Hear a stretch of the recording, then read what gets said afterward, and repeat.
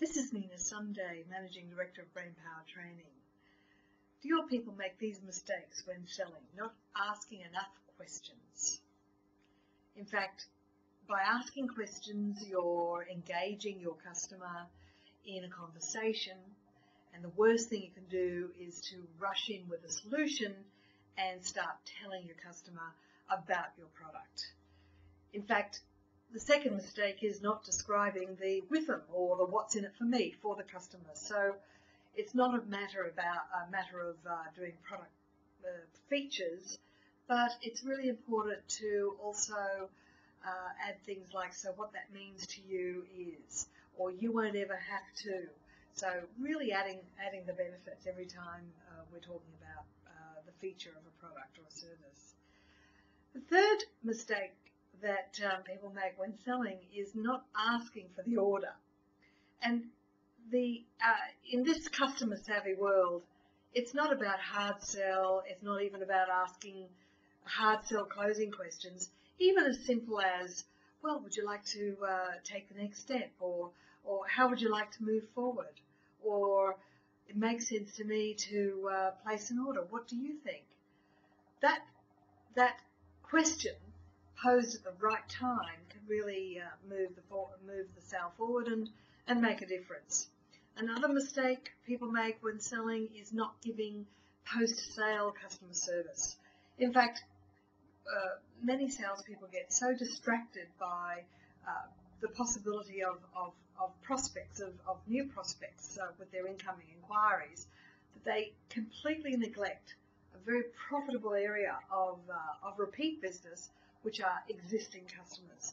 In fact, existing customers are 5 to 7 times more profitable than marketing to new customers. So to forget about giving post-sale customer service is really forgetting about the opportunity to cross-sell and upsell and repeat sell.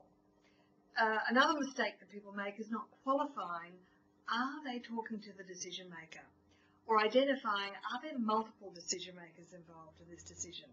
In fact, just because they're speaking to one person doesn't mean that there aren't other people involved in that decision. So it's important to ask that question, which is there anyone else involved in making the decision?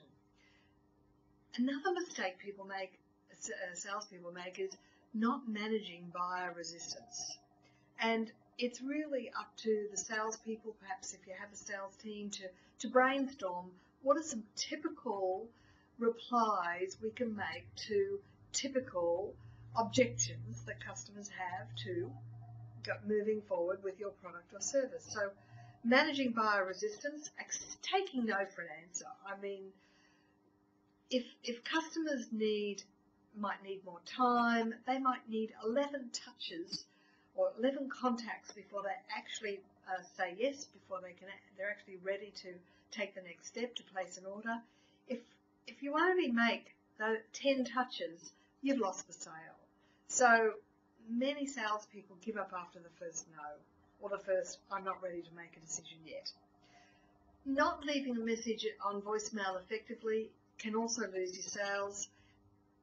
And one of the biggest mistakes that salespeople make is getting distracted by activity that they think is leading to a sale, but in fact, if you ask yourself the question, have I really got call reluctance here, or customer contact reluctance, then an honest answer might let you realize that any time you're not in front of a customer, either through phone or face-to-face, anytime you're not talking to a customer and involved in other activity, are you getting distracted by that? So that's probably the biggest trap, the biggest pitfall for anyone involved in sales, is convincing themselves that activity is